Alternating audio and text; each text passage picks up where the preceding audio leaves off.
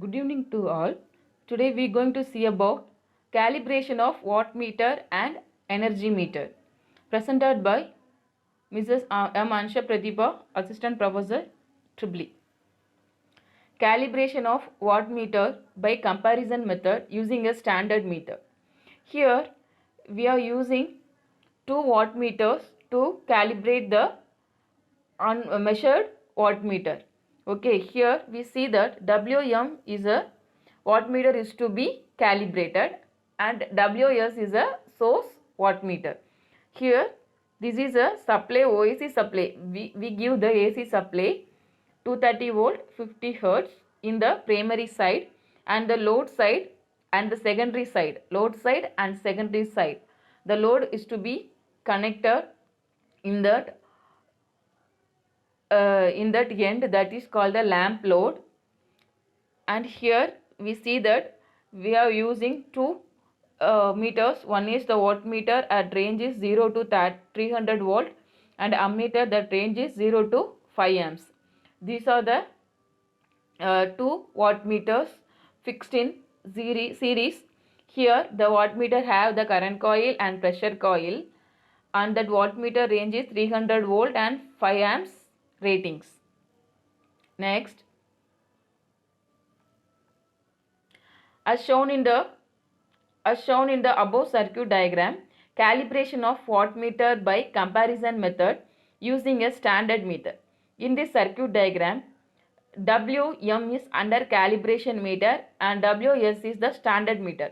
Standard meter shows the accurate power consumption in the circuit, and by comparing both the value of the meters. Here we see that we going to compare the readings between these two meters. The error of the meter can be find and correct it. The percentage of error of the meters can be calculated by following formula. The percentage of error is equal to WM minus WS divided by WS into 100.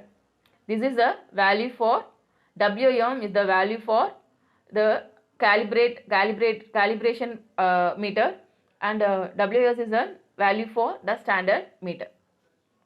Here the calibration of single phase energy meter. Here we see that this is a standard voltage, the standard wattmeter, and this energy meter is to be calibrated, and this also have that current coil and pressure coil, and this wattmeter current and voltage is to be measured by using this voltmeter and ammeter. The current value is to be taken by the ammeter and the voltage value is taken by that voltmeter. Next, before the energy meter is used for measurement of energy in any circuit, it has to be calibrated so that the indicated energy is approximately equal to the actual consumed energy within reasonable limit of error plus or minus 5%. The reasonable limit of error is plus or minus 5%. The limit is exceeded, the voltmeter is to be not proper working condition. Connections are made as shown in above figure. The applying load, note down the energy meter reading in terms of revolution and converted into kilowatt hour. Increasing the load values in the secondary side. That end the load value is to be increases and the value of the wattmeter reading is to be taken in terms of kilowatt hour. By multiplying the energy meter constant and note down the wattmeter reading and multiplying the wattmeter constant and time to the wattmeter readings. This will be in terms of kilowatt hour, and find the error using this formula. The percentage of error is equal to EI minus EA divided by EA into 100. This is the formula for calculating the error value. Errors and adjustment in the single phase induction type energy meters. These are the 7 errors will be 7 errors in induction type energy meter. First one, phase error. Second one, speed error. Third one, frictional error. Fourth one, creeping. Fifth one, temperature error. Sixth one, frequency error, and fourth one, voltage error. Now we are going to see about why these errors will be happen and what are the adjustment to overcome these errors? First we go for the phase error. The meter will read correctly only if the shunt magnet flux lags behind the supply voltage. The phase error means the meter read correctly only the shunt magnet flux lags behind the supply voltage by exactly 90 degree. Since the shunt magnet coil has some resistance and it not completely reactive, the shunt magnet flux does not lag the supply voltage by exactly 90 degree. The result is that meter will not read correctly at all power factors. So that is a error. That is called a phase error. How can we adjust the phase error in induction type energy meter? Means the flux in the shunt magnet can be made to lag behind the supply voltage by exactly 90 degree by adjusting the position of the shading coil placed around the lower part of the central limb of the shunt magnet. If you want to overcome the phase error, we are adjusting the position of the shading coil.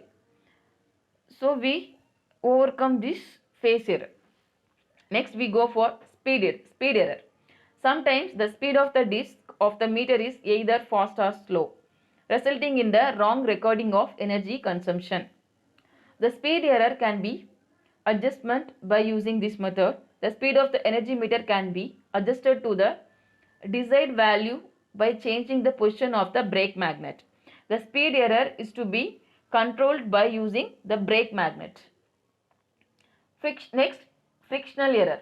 Frictional forces at the rotor bearings and in the counting mechanism causes the noticeable error, especially at light loads. At high loads, the torque due to friction adds considerably to the braking torque. Since friction torque is not proportional to the speed, but it is roughly constant, it can cause considerable error in meter readings. So, the frictional error is to be overcome by this manner. In order to compensate for this error, it is necessary to provide a constant addition to the driving torque that is equal and opposite to the friction torque. They give a constant driving torque to that equal and opposite to the friction torque, means the frictional error is to be minimized. Next we go for the creeping. Sometimes the disc of the meter makes slow but continuous rotation.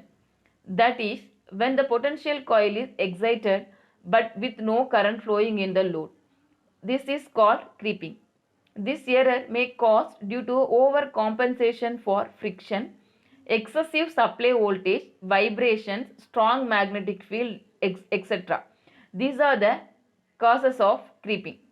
The creeping will be adjusted by, in order to prevent this creeping, two diametrically opposite holes are filled in the disc. This causes sufficient distortion of the field. The result is that the disc tends to remain stationary when one of the holes comes under one of the poles of the shunt magnet. This creeping error is to be minimized. And the temperature error. Since the watt-hour meters are frequency required to operate an outdoor installation and are subjected to extreme temperatures, the effects of temperature and their compensation are very important.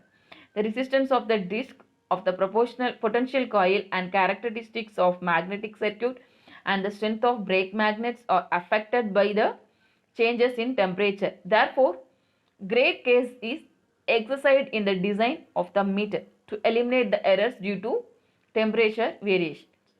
Frequency variations. The meter is designed to give minimum error at the particular frequency. Generally 50 Hz. We are using 50 Hz supply. If the supply frequency changes, the reactance of the coil also changes, resulting in a small error. Fortunately, this is not of much significance because commercial torques are held within closed limits. Next, we go for the voltage variations. The shunt magnet flux will increase with an increase in voltage. The driving torque is proportional to the first power of the flux, whereas the braking torque is proportional to the square in the flux. The small error due to voltage variation can be eliminated by proper design of magnet circuit for the shunt magnet. The problems on errors in energy meter. Here I give one problem to based on the error in energy meter.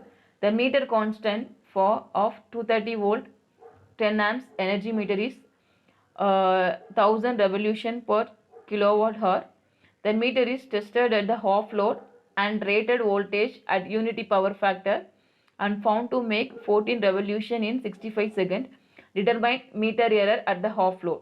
Given data, voltage is equal to 230 volt, I is equal to, I means the current is equal to 10 amps, energy meter constant 1000 revolution per kilowatt hour, time taken for 40 revolution is 65 seconds, error for half load.